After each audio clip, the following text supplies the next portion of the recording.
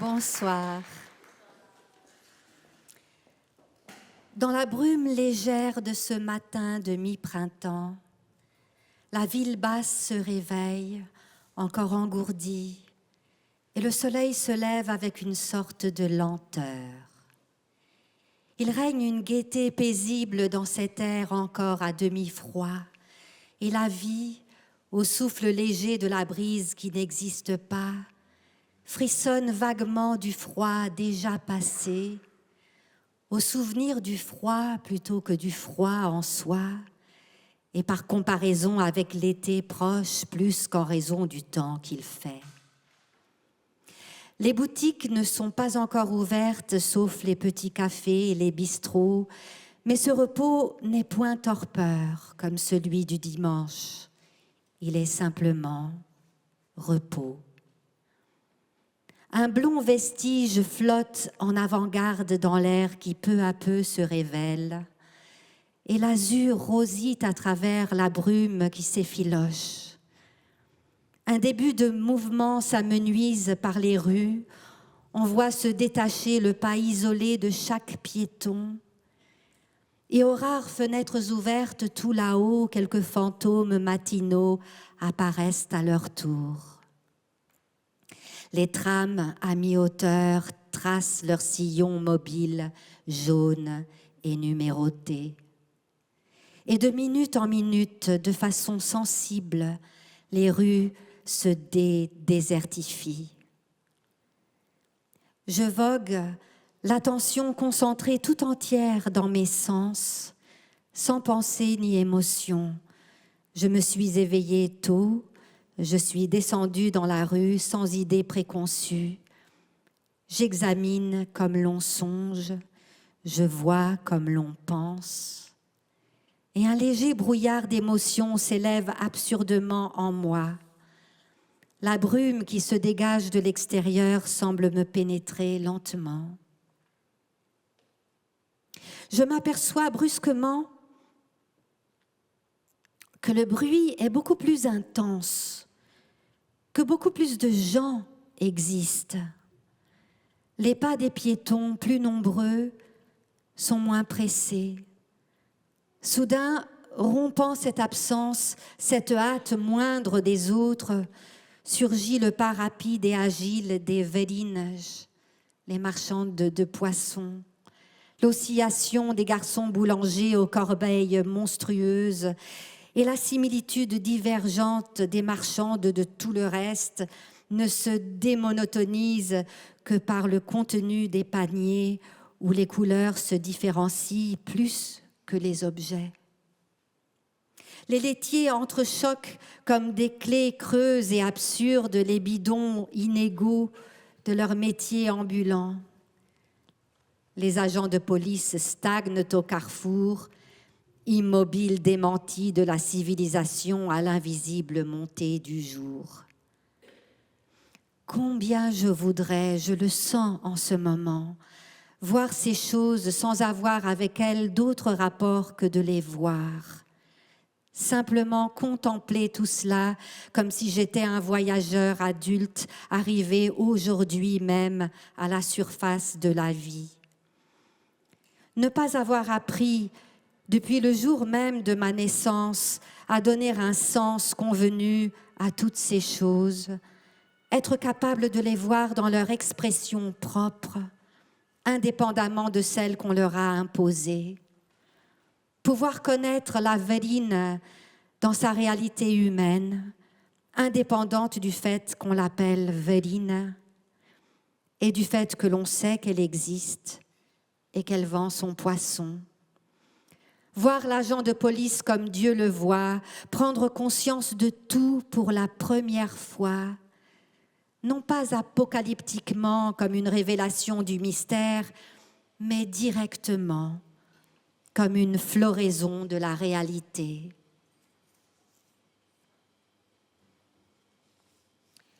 Je m'éveille de moi-même et regardant le monde autour de moi, empli maintenant de vie et d'humanité routinière, je vois que le brouillard qui a abandonné le ciel tout entier, sauf ce qui, dans tout ce bleu, flotte encore de bleu incertain, à pénétrer réellement dans mon âme et à pénétrer en même temps dans la partie la plus intime des choses, là où elles entrent en contact avec mon âme. J'ai perdu la vision de ce que je voyais. Voyant, je suis devenue aveugle. Je ressens déjà les choses avec la banalité du connu. Et cela n'est déjà plus la réalité. Ce n'est que la vie. Je dirige lentement mes pas, plus rapides que je ne le crois, vers la porte qui me ramènera chez moi. Mais je n'entre pas. J'hésite. Je continue mon chemin.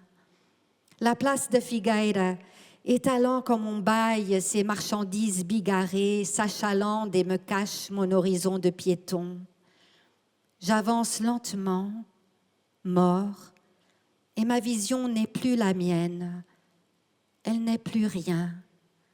C'est seulement celle de cet animal humain qui a hérité sans le vouloir de la culture grecque, de l'ordre romain, de la morale chrétienne et de toutes les autres illusions qui forment la civilisation où moi, je ressens.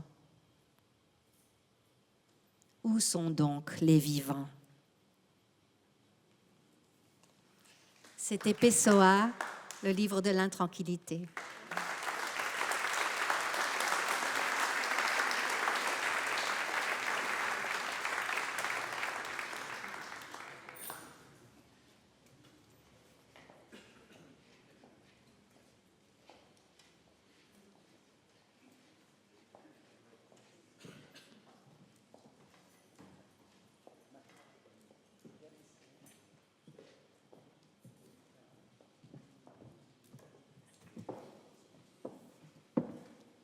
Bienvenue, bonsoir, merci à tous et tous d'être venus ce soir. Et je prends mon micro pour vous dire bienvenue, merci d'être là.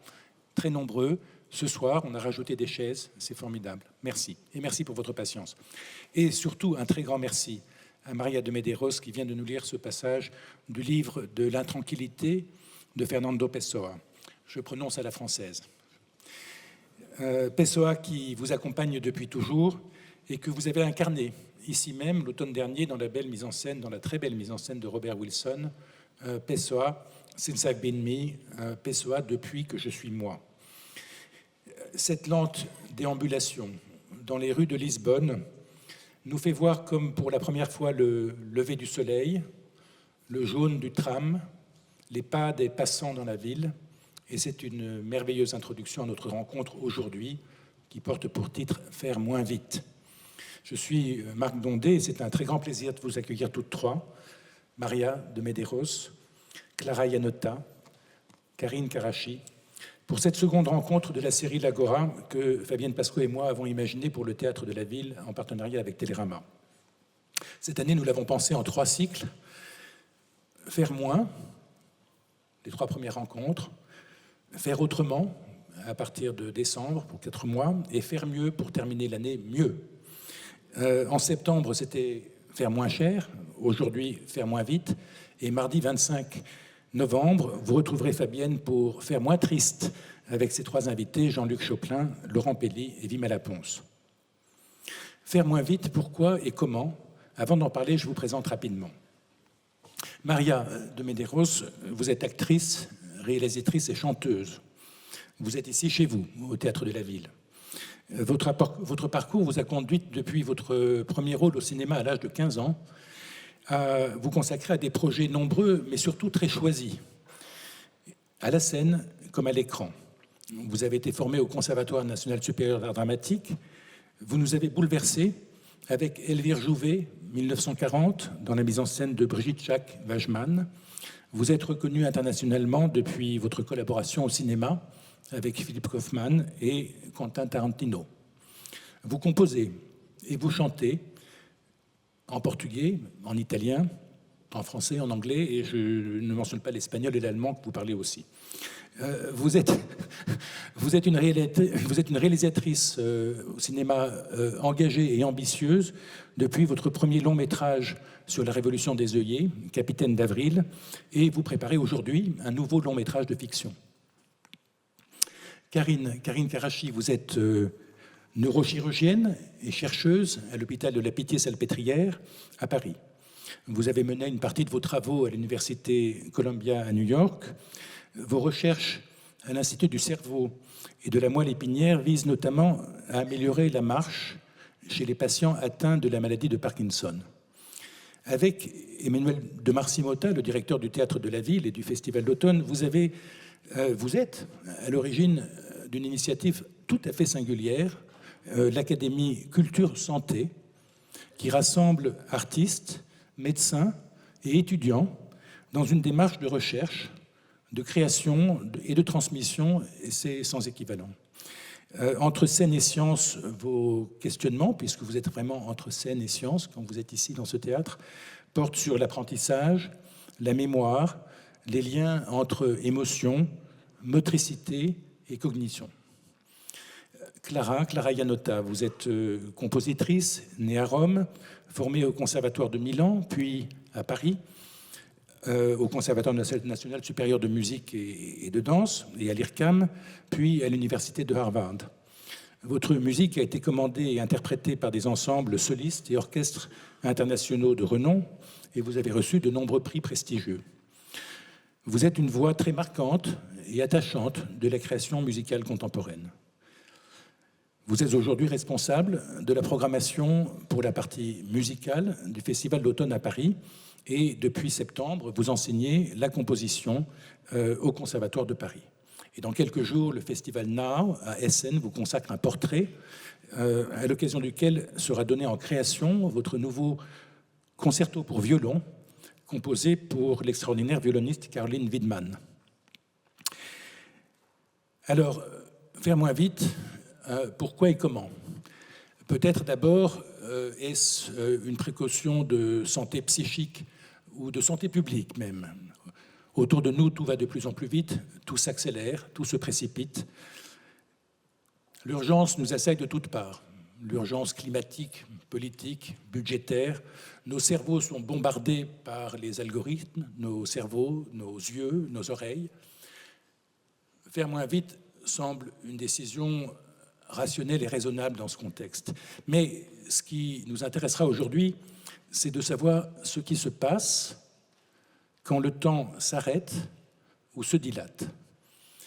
Sur les pas de Fernando Pessoa, je souhaite dédier ce questionnement et cette rencontre au grand metteur en scène américain Robert Wilson, qui nous a quittés cet été.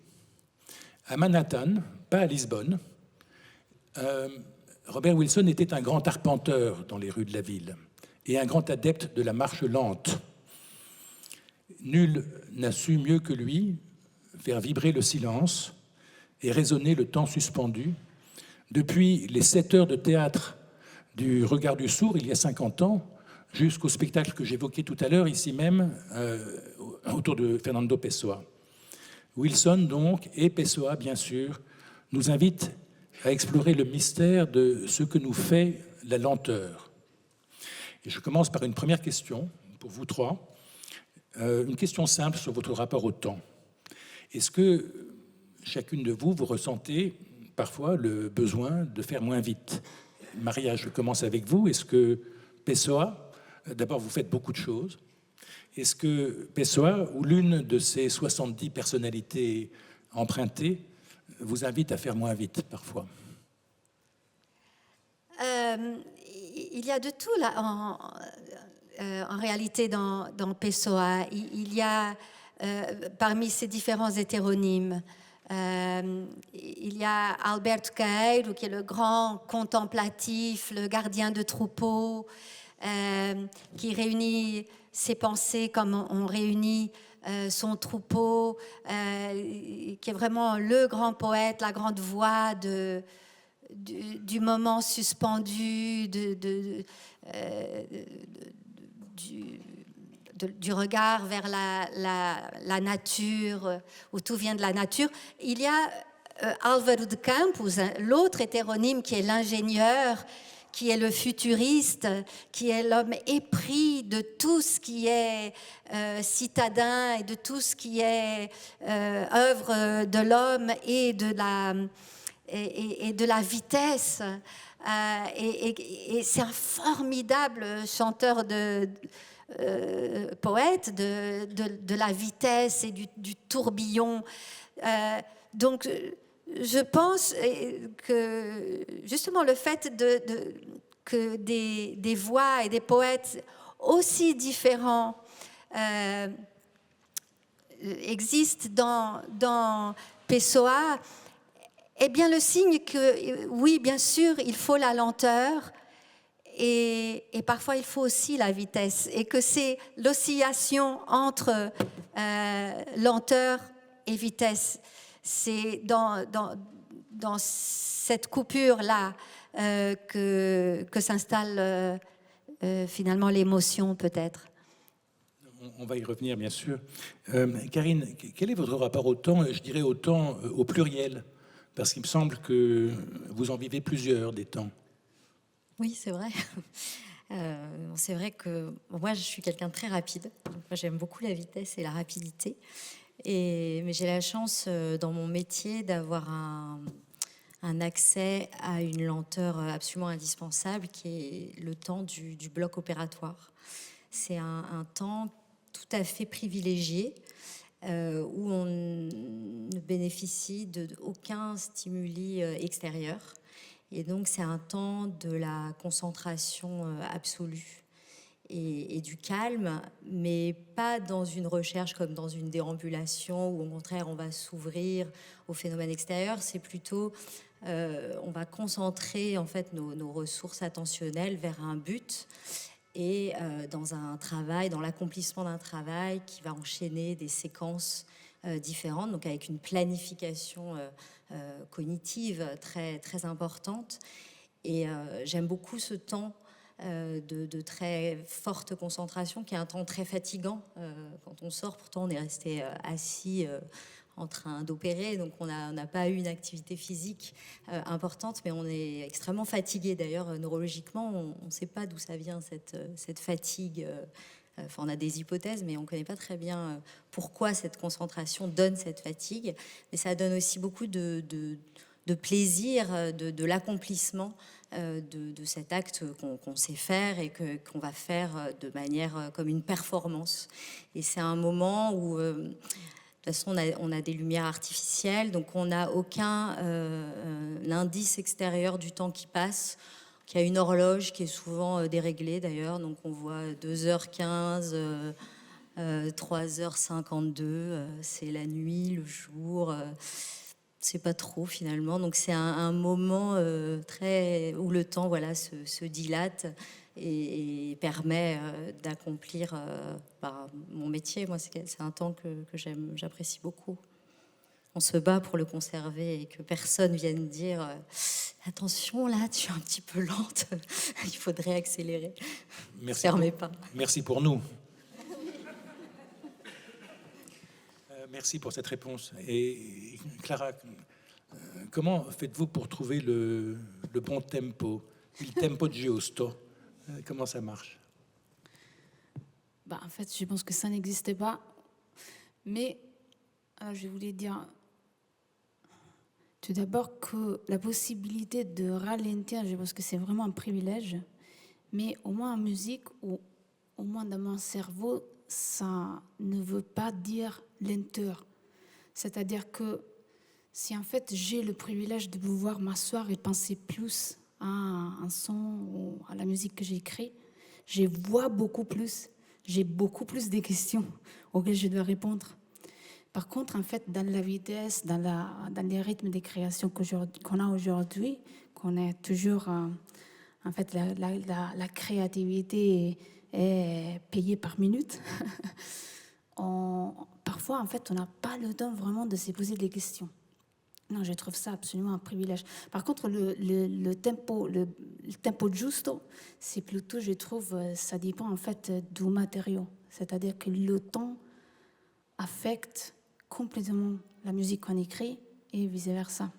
Donc, c'est toutes les fois différent, le tempo giusto. Bon, donc on va parler de ralentissement autant que de lenteur, et on va parler d'oscillation avec la vitesse aussi, je pense, et puis de ces moments hors du temps, ce moment singulier que vous évoquez bien sûr dans la salle d'opération, mais qui peut aussi exister dans une salle de spectacle. Et j'aimerais justement vous demander à toutes les trois, qu'est-ce qui se passe quand on ralentit?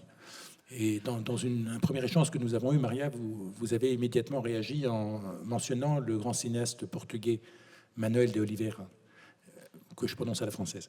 Et vous avez parlé de son travail sur la dilatation du temps.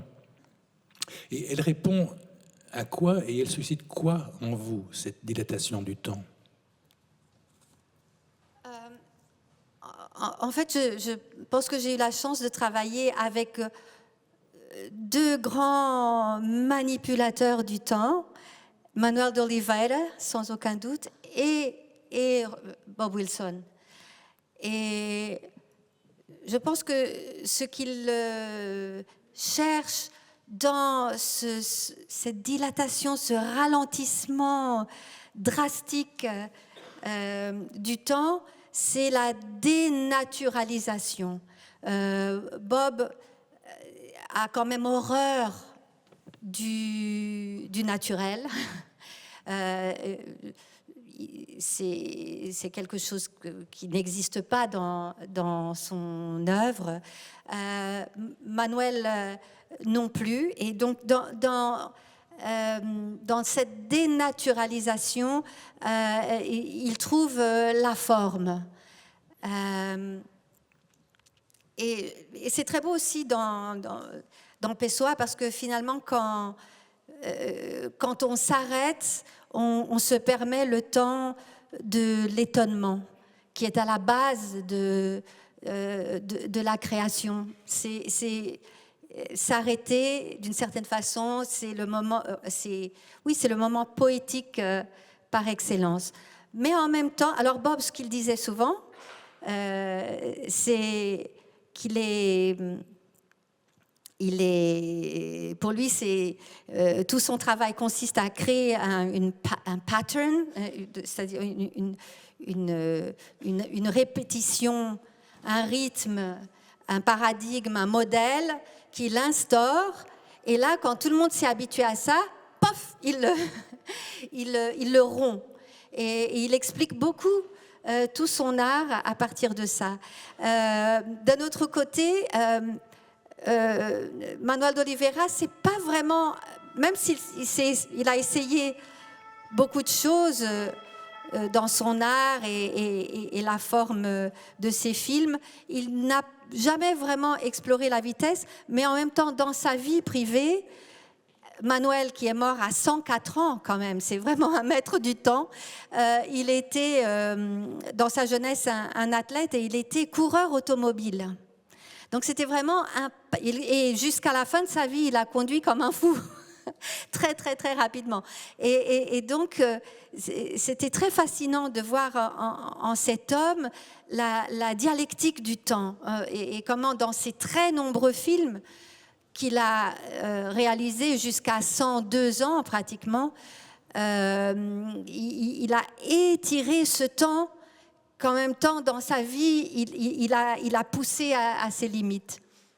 Je reste un peu avec vous sur la question de l'étonnement.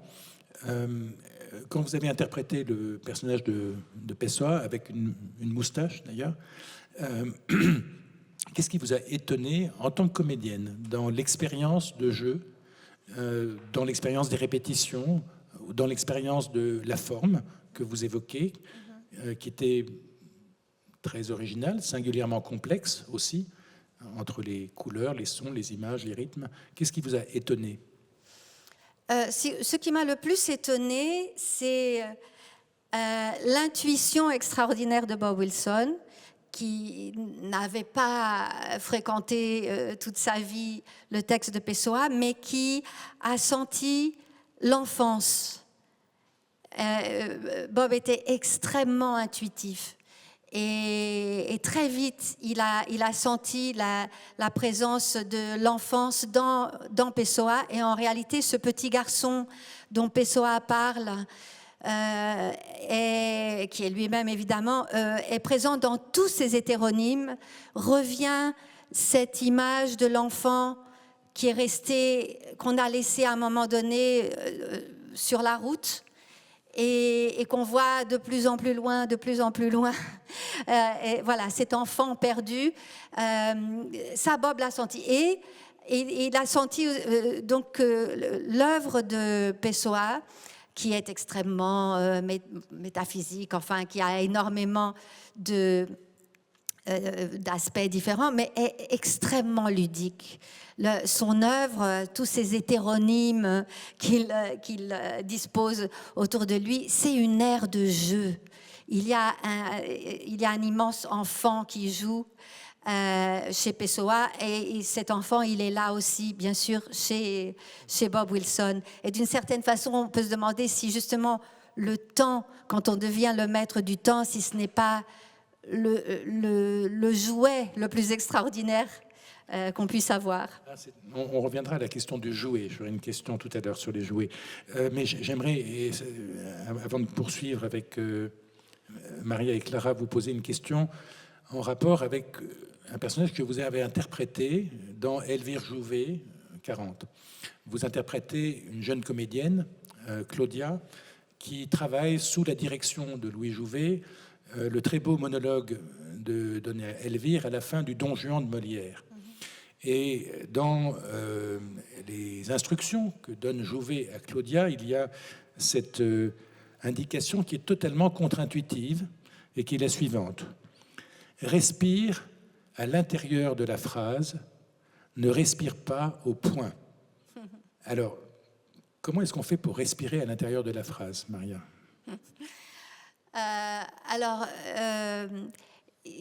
Jouvet avait 3 points sur lesquels il insistait. C'était la diction, la précision de la diction, la respiration et le sentiment. Et c'était dans cet ordre-là. C'est-à-dire que si la diction est bonne, il y a une compréhension parfaite du texte, autant pour le public que pour l'interprète. On commence à respirer avec le texte. Et il y a, quand on fréquente beaucoup un texte, bon ça c'est, évidemment c'est mon interprétation, hein, mais quand on fréquente dans le temps, très longuement dans le temps, dans la répétition, un texte, il devient organique. On commence à le respirer et il respire en nous. Et il y a quelque chose de très émouvant qui se passe à ce moment-là, c'est qu'on a l'impression de respirer avec l'auteur. On a l'impression de retrouver la respiration de Molière, par exemple, ou de Corneille. Enfin, on retrouve cette respiration. Et quand on est dans cette chose qui est devenue organique, qui n'est plus seulement de l'ordre de la pensée, et certainement pas de l'exécution, on a une probabilité d'arriver au sentiment, qui est cet état magique qu'il faut retrouver chaque soir. Il faut trouver un moyen. et voilà la théorie merveilleuse et absolument universelle de Jouvet, et que ce spectacle montrait sur scène.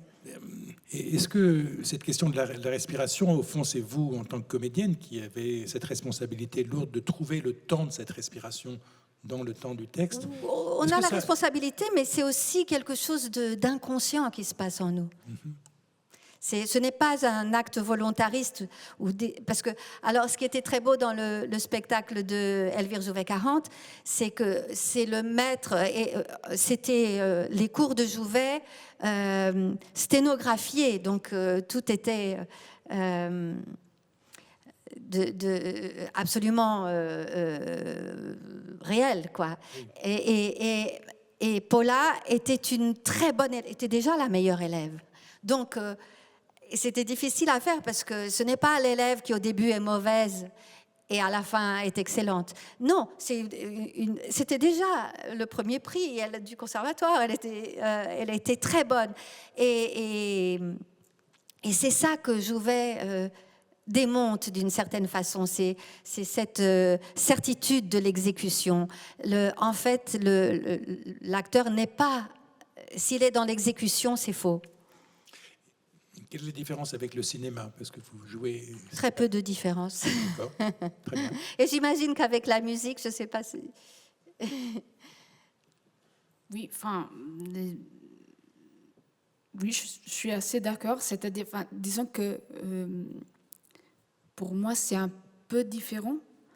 En fait, moi, j'étais en train de réfléchir à les questions que toi, tu as posées et ce que vous étiez en train de dire. Et pour moi, c'était un peu différent. C'est-à-dire que, en fait, la façon, cette lenteur, pour répondre à ta question, en fait, qu'est-ce qui se passe quand le temps ralentit autant que ça? Nous, on perd un peu tous les repères autant que leader. C'est-à-dire que la mémoire, c'est-à-dire ce qu'on vient d'entendre, et l'attente, ce qu'on attend en fait d'entendre, ou quand même on a l'impression qu'on va attendre, il s'arrête. Et donc on habite le temps. Il y a cette temporalité verticale qui se passe, et c'est pour ça que j'ai dit on voit beaucoup plus, on entend beaucoup plus, parce qu'en fait tous les détails deviennent quelque chose qu'on remarque. C'est presque comme en fait quand il y a la danse extrêmement lente du bouton. Enfin, le geste il-même, il est très long, mais à l'intérieur du corps, c'est passe, mais un mouvement incroyable. Et donc, en fait, il y a toutes des choses qui se bougent, etc. Donc, pour moi, enfin, cet ralentissement, moi, j'ai l'habitude vraiment comme vitesse extrême. Voilà un paradoxe vraiment intéressant, mais moi j'aimerais demander à Karine, qu'est-ce qui se passe du point de vue des neurosciences? Beaucoup de choses à dire sur tout ça. Oui. Bon, après, je ne vais pas pouvoir tout expliquer, je pense, pas assez cultivé. Mais si je reprends quand même certains points, en m'appuyant sur le texte que vous avez lu, qui est si beau, qui parle de cette marche relativement lente, en fait, qu'on peut appeler déambulation, parce que c'est une marche sans but. Et donc, on sait que c'est écrit partout, que la marche fait penser, notamment cette marche sans but, et peut-être plus la marche dans la nature. Enfin, on peut en reparler. Voilà. Alors pourquoi ça fait penser finalement cette activité de marche? Ça, on sait en neurosciences pourquoi. La marche, c'est une activité automatique. C'est une activité qu'on a eu du mal à apprendre quand on était un petit bébé. On a eu plusieurs années. La marche humaine, elle est très particulière. Quand même, les seuls, même si les oiseaux marchent sur deux pattes, c'est quand même les hommes qui marchent de façon bipède et qui peuvent parcourir des très très longues distances. Et cette marche, la marche, c'est très complexe.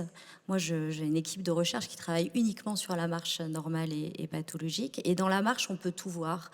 On peut voir la personnalité des gens, on peut voir s'ils sont pressés, si justement ils déambulent, on peut voir plein de choses. Si vous regardez les hommes politiques, c'est en général très saillant, on peut faire des diagnostics. D'ailleurs, les médecins le savent bien. La première chose qu'on fait quand on examine un patient, c'est on le regarde marcher ou on le fait marcher, surtout en neurologie. On voit tout dans la marche.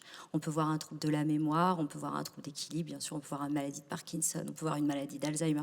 On fait beaucoup de diagnostics sur la marche. Pourquoi ? Parce que la marche, elle active énormément de réseaux dans le cerveau. Des réseaux superficiels, les cortex, vous savez, ce qu'on appelle l'écorce du cerveau. Donc évidemment la motricité, cortex moteur, mais aussi les cortex de planification de cette motricité. Le cervelet, qui est l'organe qui coordonne l'équilibre et qui va coder des rythmes irréguliers ou qui va intervenir sur des choses très précises. Et puis surtout les structures profondes du cerveau, qu'on appelle les ganglions de la base, qui permettent l'apprentissage et l'automatisation, et qui vont permettre d'être fluide, d'être virtuose dans votre diction.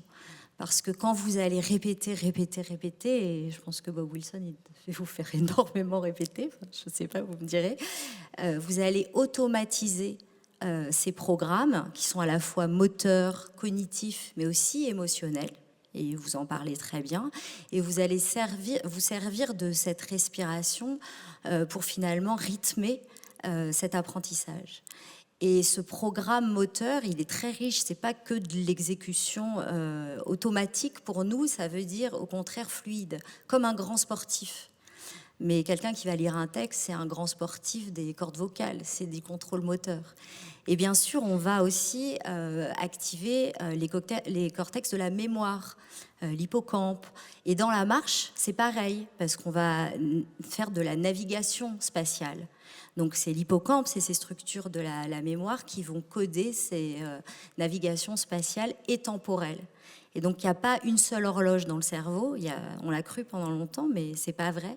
Il y a plusieurs estimations du temps, et vous l'avez dit, le cerveau est un organe qui va tout le temps prédire. C'est son but pour être prêt à soit agir ou à être adapté ou justement à être surpris, mais à pouvoir anticiper.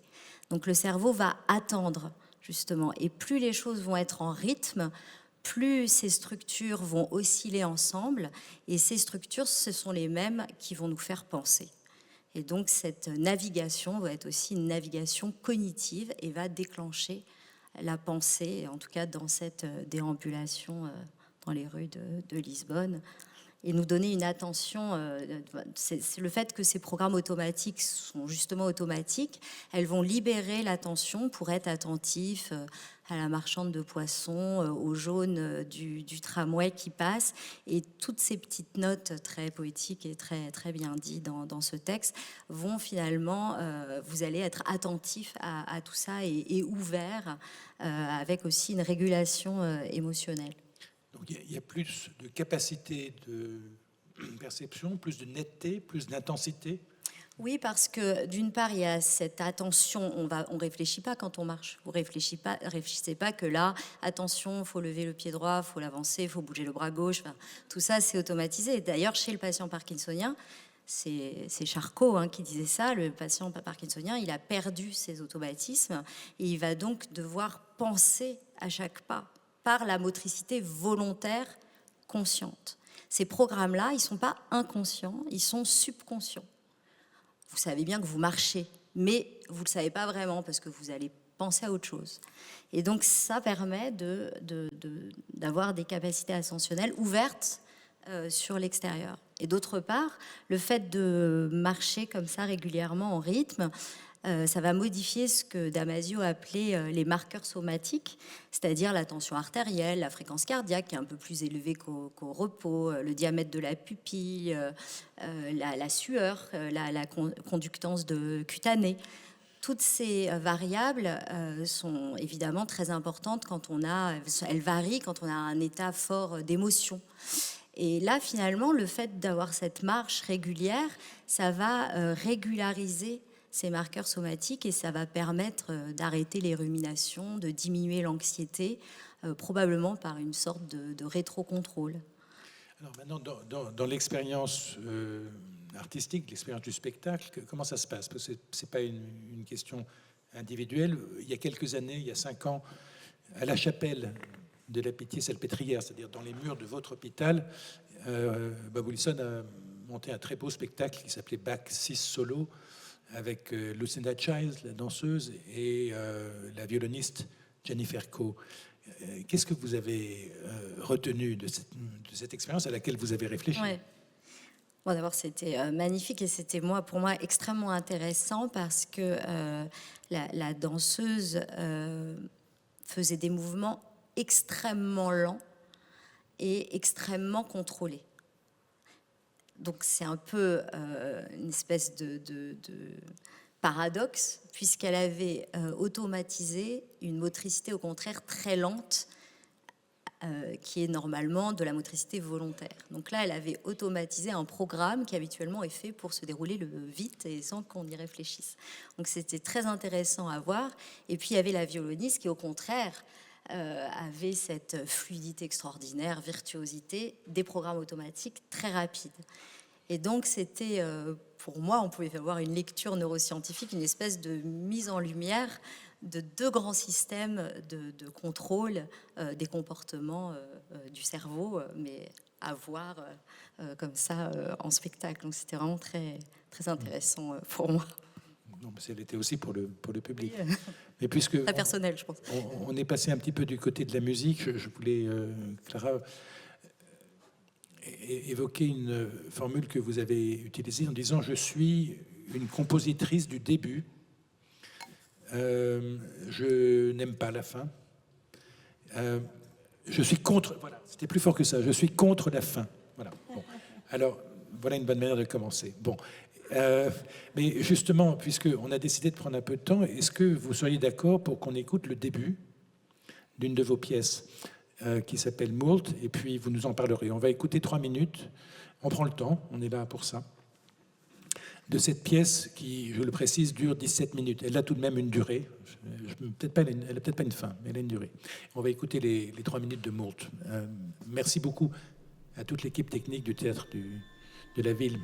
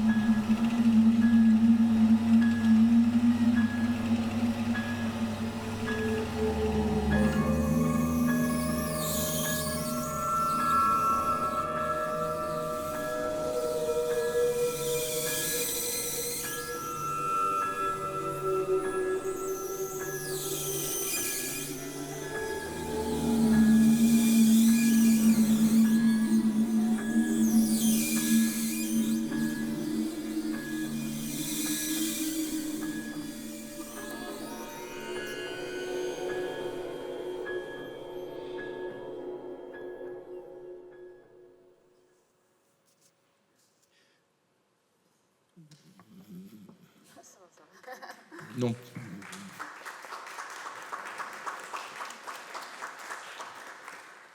Moult, je traduis, ça veut dire la mue. Est-ce que vous voulez nous en parler un peu et notamment de d'où vient cette pièce? Quel était le début? Oui. Tout d'abord, je voulais peut-être expliquer pourquoi je suis contre la fin. On peut commencer par là. Et Et c'est vrai, moi, je me considère presque, sans presque, vraiment une compositrice des débuts. C'est-à-dire que pour moi, le début, comment chaque son naît, est extrêmement important. Comment une énergie se forme, comment un matériau, en fait, commence à prendre forme, et donc commence à bouger dans l'espace, c'est extrêmement important. Mais moi, je trouve, en fait, que chaque pièce, c'est presque un organisme vivant. Et pour moi, un peu la beauté de la vie en général, c'est le fait qu'on ne puisse pas vraiment choisir la fin. Et que c'est en fait, si je pouvais choisir la fin toutes les fois, ça deviendrait un peu ennuyeux, quoi. Et donc, moi, je suis assez contre la fin, c'est-à-dire que pour moi, le début, c'est très important.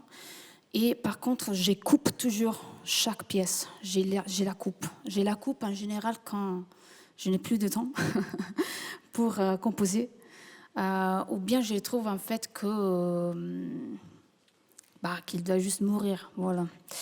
Et voilà, c'est pour ça que je suis contre donner la fin, essayer de trouver la fin. On ne l'a pas. Ma mère, quand elle est morte, en fait, l'amour que j'avais en cœur, c'était ça. C'était parce qu'en fait, il est mort sans qu'on pouvait le savoir. Et donc, je veux la même chose aussi par cette énergie qu'on essaie d'écrire avec le son. Pour cette pièce-là, en fait, alors toutes mes pièces viennent toujours des mots de Dorothy Moll, qui est une poétesse irlandaise, dont en fait ma musique est un peu un hommage à elle. Et toutes les fois que je commence une pièce, je commence à relire ses poèmes, qui changent en fait toutes les fois que je les relis. Et l'une des pièces qu'elle a écrites s'appelle Molt. Et donc, à un moment donné, quand je l'avais lu, cette poème, elle parle toujours de cancer, donc des morts, des décompositions du corps et de la temporalité qui change. Et donc, dès que j'avais lu cette poème, je voulais juste faire une recherche sur le procès biologique de la mue dans les animaux, dans les insectes, etc. Et j'étais absolument bouleversée par les vidéos de voir une araignée faire la moue.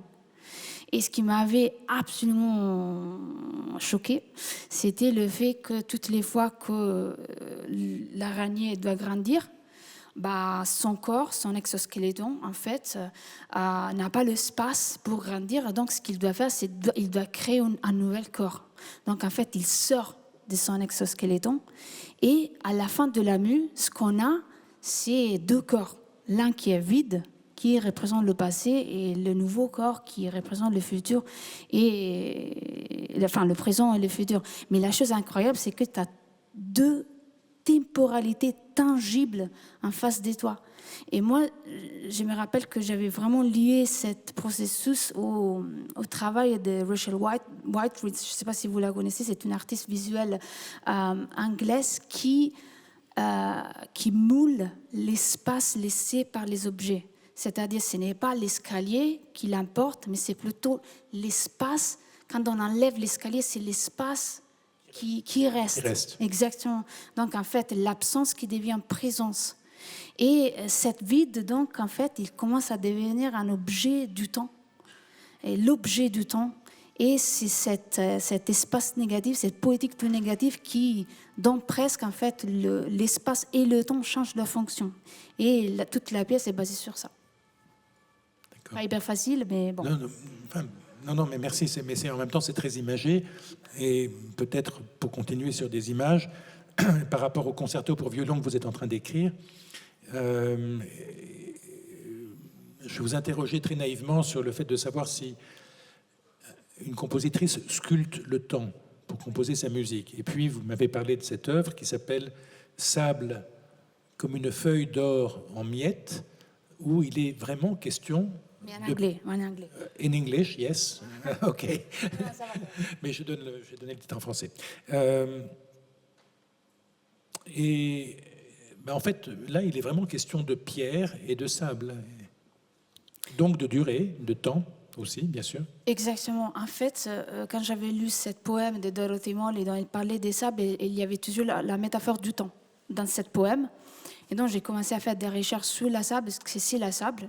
Et en fait, ce sont des pierres, des très grandes pierres que, dans le temps, ils se laissent abîmer et détruire voilà, il devient sable. Et donc, en fait, on passe d'une matière extrêmement rigide à une matière extrêmement souple, si on veut. Et j'avais lu cette bouquin, cette histoire plutôt, cette raconte de Borges qui s'appelle Le Livre des Sables, dont en fait il construit cet objet infini qui n'a pas de départ et pas de fin, que chaque page en fait change tout le temps. Et donc il s'interroge presque, le personnage qui trouve cet livre, comment on peut... Qu'est-ce que ça veut dire être dans le temps s'il n'y a pas de temps, être dans un espace s'il n'y a plus d'espace. Et toute la pièce, en fait, se base sur une petite cellule qui se répète et qui s'élargit, élargit. Voilà. Est-ce que vous voulez réagir à l'une ou l'autre des réflexions de Clara? Autrement, j'ai d'autres questions. Non, juste que effectivement, Bob Wilson, il est contre la fin aussi d'une certaine façon, parce qu'il n'aimait, ou comme Louis Jouvet, il n'aimait pas le point. Il disait non, ne faites jamais de point. Ça, c'est un flux. Effectivement. Mais je comprends ce que vous disiez sur le buto. Dans cet extrait qu'on a entendu, il se passe tellement de choses dans ce morceau. Non, il y a une activité énorme.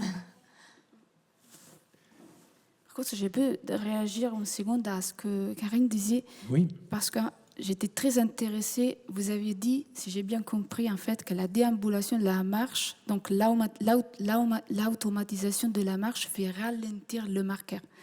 Donc, en fait, c'est la temporalité, le rythme qui se répète presque. Et cet ralentissement, par contre, est à l'intérieur de cet rythme qui se répète. Et ça, c'était assez intéressant.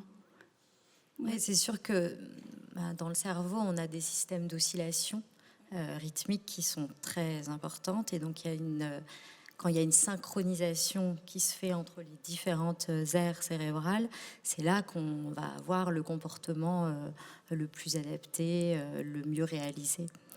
Et c'est très vrai dans le comportement automatique, et c'est aussi vrai quand on écoute de la musique. C'est ce qu'on appelait, vous devez connaître, c'est ce qu'on appelle le couplage audio-moteur. C'est-à-dire que quand on écoute de la musique avec beaucoup de groove, on a envie de bouger. Et le fait d'entendre ces rythmes auditifs va aussi activer les cortex de la motricité, et aussi les régions profondes dont j'ai parlé tout à l'heure, qui sont des régions où il y a de la motricité, mais il y a aussi des émotions.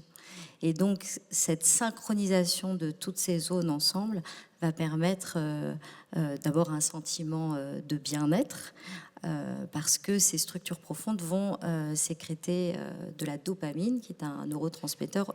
Il y a d'autres neurotransmetteurs, donc ce n'est pas une hormone, c'est un neurotransmetteur qui va permettre à ces structures profondes de mieux fonctionner, d'apprendre plus vite, de se synchroniser plus vite, d'exécuter la programmation motrice plus rapidement. Et donc, ça se met en jeu aussi quand on écoute de la musique, par exemple. Je voulais vous poser une question à toutes les trois sur la dissociation entre l'écoute et le regard, ou la réarticulation entre ces capacités de perception qui fait que parfois on peut avoir le sentiment d'entendre la brume, de voir la musique. Le compositeur Luciano Berio disait il faut regarder le théâtre et voir la musique. Qu'est-ce que ça évoque pour vous, pour chacune de vous d'ailleurs, avec un point de vue différent? Et moi, je vais juste en fait donner peut-être, je le lis, un anecdote que j'ai passé avec ma mère, parce que c'est comme ça j'ai compris quelque chose comment en fait on écoute physiquement presque. C'est-à-dire ma mère, elle a eu un cancer de la langue, elle a perdu complètement sa langue. Et dès qu'elle avait eu cette opération assez invasive, tout d'abord, il nous avait dit qu'elle n'allait jamais plus parler. Et puis, par contre, bon, elle était absolument magnifique. Donc, si on lui disait qu'elle ne pouvait pas faire une chose, elle le faisait, bien évidemment. Et là, appris à bouger des muscles que même pas les docteurs pouvaient vraiment imaginer comment elle faisait. Et donc, elle a recommencé à parler. Mais elle a recommencé à parler sans langue. C'est-à-dire que tous les sons qu'elle produisait, c'était extrêmement bruité. Très, très, très difficile à comprendre. Du point de vue cognitif, elle n'avait aucun problème. Mais la compréhension pour nous était très difficile. Et donc, à un moment donné, nous, toute la famille, on ne voulait pas lui demander tout le temps « est-ce que tu peux répéter ?» Parce qu'on savait en fait combien... Enfin, elle était extrêmement difficile pour elle. Et donc, ce qu'on a essayé de faire, c'est changer la façon dont on écoutait. C'est-à-dire qu'on savait que si l'écoute, en fait, passait que par les oreilles, on était complètement perdu. Et donc, on a commencé c'était vraiment une écoute physique, on a commencé à la regarder. Et non, ce n'était plus l'écoute, c'est-à-dire entendre, mais vraiment, on habite les mots, on essaie de la comprendre par comment elle bouge, etc. Et dès que j'ai vécu ça, j'ai commencé, en fait, la composition. Quand j'ai vécu cela avec ma mère, j'ai commencé à m'interroger comment peux-je regarder la musique? Comment peux-je en fait utiliser cette écoute physique? Et je pense qu'en fait le ralentissement du temps, ça passe aussi par ça. Moi, c'est très intéressant, c'est que je vois beaucoup de gens quand ils écoutent ma musique, cette pièce-là, c'est pour orchestre, donc il n'y a que des instruments complètement normaux, au classique. Je vois toujours les gens bouger. C'est presque comme s'ils voulaient regarder quelque chose. Et voilà, donc à mon avis, après, bien évidemment, on peut parler plus philosophiquement de ça, mais pour moi, c'était plutôt ça. Karine, Maria, sur cette question de Alors, la synesthésie, pour dire voilà, le c'est mot. ça. L'œil écoute et l'oreille voit. Oui. Alors, ce qu'on peut dire, c'est que le cerveau est organisé d'une manière avec un pôle postérieur qui est un pôle sensoriel. Et finalement, quelle que soit l'entrée sensorielle, finalement, elle va déclencher aussi bien soit une réaction émotionnelle, soit une réaction cognitive, soit une planification de mouvement, quelle que soit l'entrée sensorielle.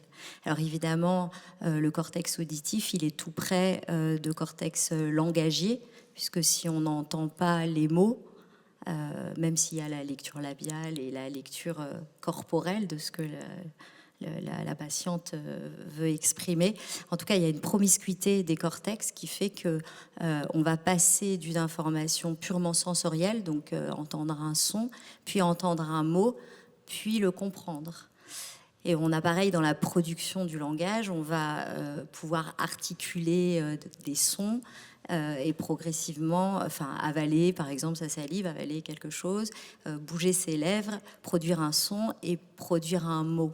Et tous ces cortex, ce sont des gradients qui vont évidemment converger vers soit la prédiction, hein, le cerveau va prédire ce que la personne veut dire, et toute cette sensorialité va être mise ensemble pour trouver un sens et encore une fois planifier le comportement le plus adapté. Donc finalement, ils se mélangent aussi par la promiscuité. D'accord. Mais il y a des grands flux comme ça. Parler de flux, c'est assez vrai aussi dans le cerveau, dans l'organisation. On a commencé avec un petit peu de retard, on va s'acheminer vers la fin de cette rencontre, mais je voulais vous poser une dernière question qui était en fait que j'emprunte à un compositeur, encore un compositeur, décidément ce soir beaucoup de musique, qui s'appelle Helmut Lachenmann, et qui a cette jolie formule la beauté et le refus de l'habitude. Qu'est-ce que vous en dites de ça? Vous êtes d'accord avec Helmut Lachenmann? La beauté et le refus de l'habitude? Non, moi, pas du tout d'accord. Pas d'accord. Bon, d'accord, elle n'est pas d'accord. Parce que l'habitude, c'est au contraire, je vous ai dit, l'habitude, la routine, c'est aussi la virtuosité, le surapprentissage. D'accord. Et donc, au contraire, l'habitude, la répétition, c'est aussi la beauté. Ah, excellent, merci. Très bien. Clara, Maria, un mot de la fin d'ailleurs sur un sujet qu'on n'aurait pas évoqué. Vous êtes libre de choisir le mot de la fin, si vous voulez. Non, c'était très beau d'entendre ce qu'a dit Karine, parce que effectivement, même dans le texte de Pessoa, il y a ça, c'est-à-dire quand il dit quand je suis capable de reconnaître les choses et que la banalité s'installe, c'est la fin de la poésie. Mais en même temps, non. En effet, et ce n'est pas un hasard que justement Pessoa ait toutes ces voix contradictoires en lui. Ce qui est certain par rapport à ce qu'on a dit d'abord, c'est que je pense qu'il est très important que le texte parlé soit dansé, même si c'est de façon immobile. Mais effectivement, toute cette hypersensorialité doit se mettre en place pour que le texte danse en nous. D'accord, merci. Est-ce que vous avez des questions? On va prendre ensemble 3 ou 4 questions et puis on y répondra de cette manière-là. Et comme on a relativement peu de temps, si vous pouvez plutôt faire des questions courtes et des questions qui terminent avec un point d'interrogation. Oui, je crois qu'on a un micro.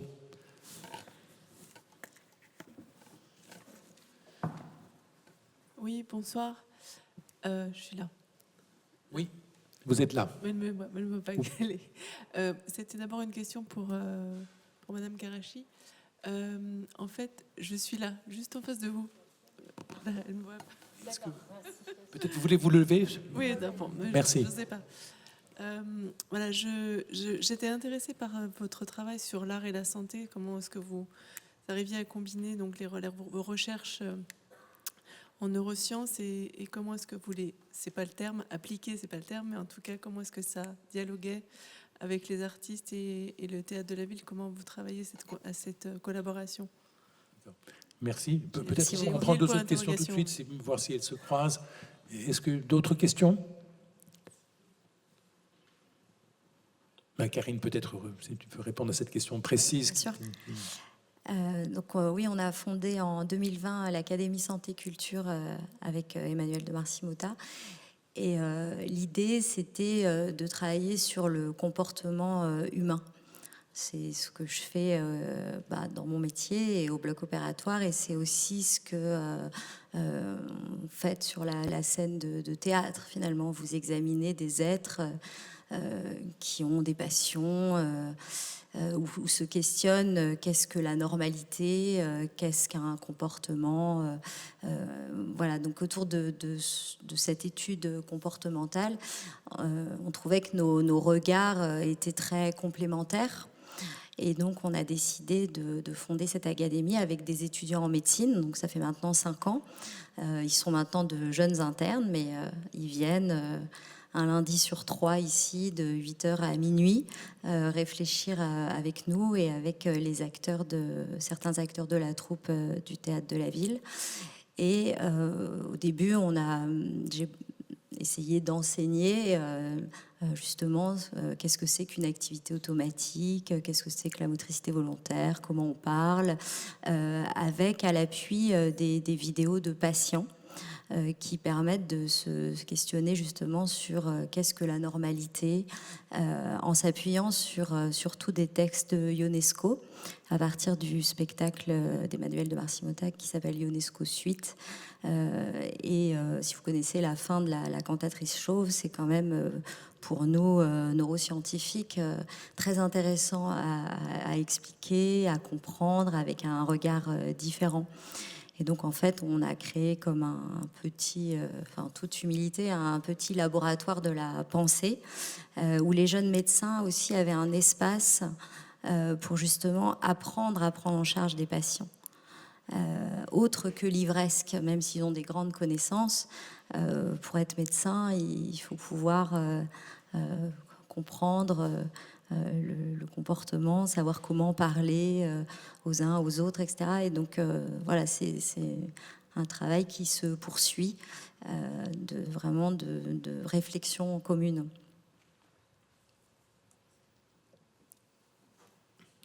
Autre question? Oui?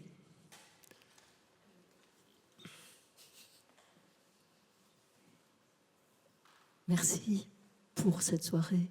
Est-ce que faire moins vite, c'est pas quand même, c'est pas aujourd'hui, surtout en ville, je parle pas dans la nature ou à la campagne, c'est pas se mettre à côté de la société, être écarté. Je suis âgée, et donc c'est une question.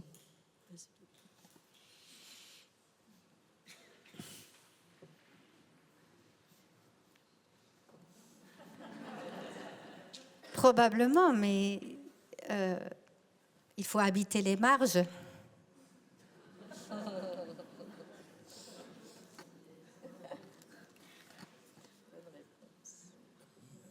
Mais c'est une question que je n'ai pas posée, qui va un petit peu dans ce sens-là. Est-ce que si on ralentit, enfin si on se met tous à ralentir, certains ralentissent plus que d'autres, c'est vrai, mais si on se met tous à ralentir, est-ce qu'on déchire la société, est-ce qu'on déchire le tissu social, ou est-ce qu'au contraire, on n'est pas peut-être en train de le réparer? Voilà. C'est une question. Mais peut-être en fait, je pense aussi dans la musique surtout, quand on utilise par exemple des sons qui ne sont pas propres de la ville ou bien que des instruments eux-mêmes, c'est-à-dire par exemple des field recordings. Si on commence à utiliser des sons qui viennent de la forêt, etc., des animaux, moi j'en utilise beaucoup par exemple, et c'est très intéressant de comment en fait l'espace du public change complètement. On écoute d'une façon complètement différente. Et donc en fait, peut-être en fait comme vous disiez, on essaie quand même, c'est vrai que ralentir, être à côté de la ville, enfin, il y a quand même une vitesse extrême, surtout dans Paris, je dois dire, parce que moi j'habite plutôt à Berlin et c'est autre chose. Mais c'est vrai aussi que même dans cette ville-là, et toutes les fois que je vais à théâtre, je vais dans un concert, etc., le temps change exactement parce qu'on a la possibilité d'introduire des sons qui ne sont pas propres à ce qu'on entend de la ville, les attentes changent, etc. Donc, peut-être, mais je pense qu'en fait, que la puissance de l'art, c'est aussi de ramener quelque chose qui va au-delà même des villes. Une dernière question? Oui, moi j'en ai deux. Alors on va prendre les deux questions, s'il vous plaît, et puis ce sera la fin de notre rencontre. Petite question un peu sociologique comme ça. On peut dire peut-être qu'il y a un temps dans lequel, un temps qu'on peut retrouver, son temps à soi, un temps personnel, qui est une zone de confort dans le fond. Et puis il y a un temps qui est imposé, qui est un temps de la société. Et pourquoi on n'est pas, dans le fond, quand on est société ou quand on est politique ou quand on est des décideurs, on n'est pas en train de se préoccuper d'abord d'être en accord avec le temps personnel plutôt que de courir après un temps inventé, un temps de société qui n'est pas un temps personnel. C'est-à-dire qu'en fait, la société est faite pour l'homme, et pourquoi on s'en écarte? Une question, et je crois qu'il y avait une autre question.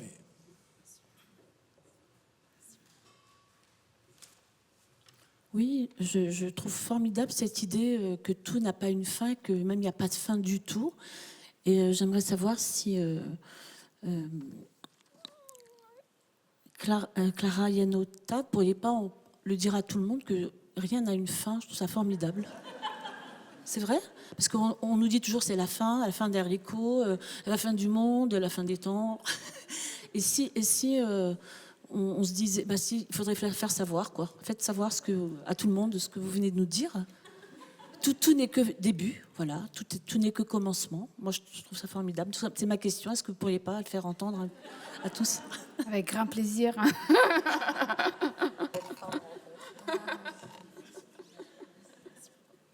Sur la première question, le temps imposé, le temps personnel, est-ce que vous avez un regard sur ça? Moi, je pense que le temps, d'abord, c'est très subjectif et c'est très variable.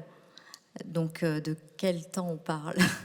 Parce que nous, ce qu'on sait dans le cerveau, c'est que il n'y a pas une horloge, mais il y a des horloges. Et il n'y a pas un mètre du temps. Donc, Comment ça? Non. À part toi, Marc. Après, voilà, c'est très subjectif, mais la temporalité, c'est quand même nécessaire, effectivement, à un groupe, puisqu'il faut quand même une temporalité pour être ensemble. Et c'est vrai qu'on est quand même très à la mode du développement personnel. On m'a offert une montre connectée, toutes les minutes, elle m'écrit « Prenez 5 minutes pour vous ». C'est étonnant quand même, c'est étonnant comme diktat. Donc on est dans la diktat inverse aussi, donc je ne sais pas, peut-être vous êtes très à la mode, madame.